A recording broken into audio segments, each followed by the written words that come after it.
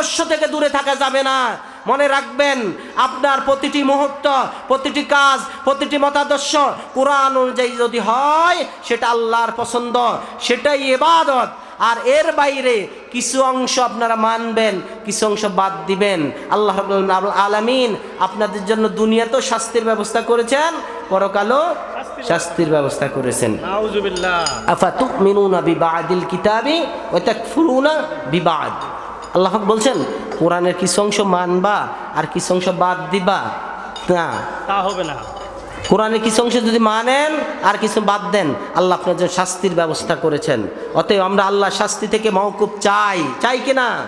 সম্মানিত হাজিরিন, এরপর আল্লাহ পাক বলছেন ওয়ালাউ কারিহাল মুশরিকুন। মুশরিক হচ্ছে অংশীদারিত্ব করে আল্লাহর সাথে যারা, মূর্তি পূজারী যারা, এই মুশরিকরা চায় এই জমিনে ইসলাম শেষ হয়ে যাক, ঠিক কিনা? আপনি দেখেন পৃথিবীর অমুসলিম কান্ট্রি যেগুলি, এরা ইসলামকে কত বিষোদগার করে কিনা? কিন্তু ঠিকই দিন যত যায় মুসলমানের সংখ্যা বাড়ে না কমে? বাড়বে ইনশাআল্লাহ। আজ থেকে 10-15 বছর আগে ইসলাম এতটা পরিচিত ছিল না। এখন বর্তমানে বাংলাদেশের সিচুয়েশন যেমন, সারা পৃথিবীর সিচুয়েশন যেমন, দিন দিনে মুসলমানদের সংখ্যা বাড়তেছে, দাড়িওয়ালার সংখ্যা বাড়তেছে, টুপিওয়ালার সংখ্যা বাড়তেছে, কোরআন বুঝনেওয়ালা, হাদিস বুঝনেওয়ালা সংখ্যা বাড়তেছে, কি ঠিক কিনা? এই জন্য আমরা আল্লাহর শুকরিয়া আদায় করি, বলি আলহামদুলিল্লাহ। আল্লাহ রাব্বুল আলামিন এরপর আয়াতে বলছেন ইয়া আইয়ুহাল্লাযীনা আমানু হাল আদুল্লুকুম আলা তিজারাতিন তুনজিকুম মিন আযাবিন আলীম। আল্লাহ রাব্বুল আলামিন ঈমানদারকে বলছেন, হে ঈমানদারগণ, তোমরা কি আল্লাহর সাথে একটা ব্যবসা করবা নাকি? ইয়া আইয়ুহাল্লাযীনা আমানু, হে ঈমানদারগণ।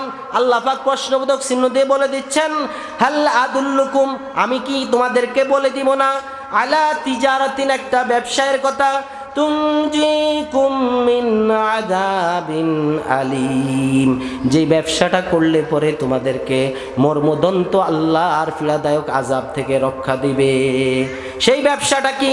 আল্লাহ রাব্বুল বলছেন তুমিনুনা বিল্লাহি ওয়া রাসূলিহি, তোমরা আল্লাহর প্রতি ঈমান আনয়ন করবে, ওয়া রাসূলিহি, এবং রাসূলের প্রতি ঈমান আনয়ন করবে, ওয়া তুজাহিদুনা, এবং জিহাদ করবে, ফি সাবিলিল্লাহ, আল্লাহর রাস্তায় একনিষ্ঠভাবে, বি আমওয়ালিকুম, তোমাদের সম্পদের দ্বারা, ওয়া আনফুসিকুম, এবং নিজেরা নফসের দ্বারা তোমরা আল্লাহর দ্বীন কায়েমের জন্য জিহাদ করবে।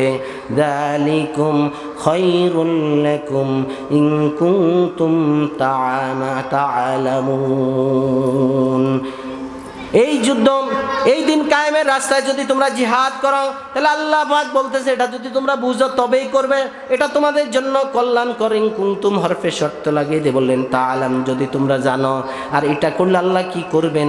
ওয়া ইয়াগফির লাকুম, আল্লাহ তোমাদেরকে ক্ষমা করে দিবেন, যুনুবাকুম, তোমাদের গুনাহসমূহ, ওয়ায়ুদখিলকুম, এবং তোমাদেরকে প্রবেশ করাবেন, জান্নাতিন তাজরি মিন তাহতিহাল আনহার, সুমহান জান্নাতে তোমাদেরকে আল্লাহ প্রবেশ করাবেন, আনহার ওয়া মাসাকিন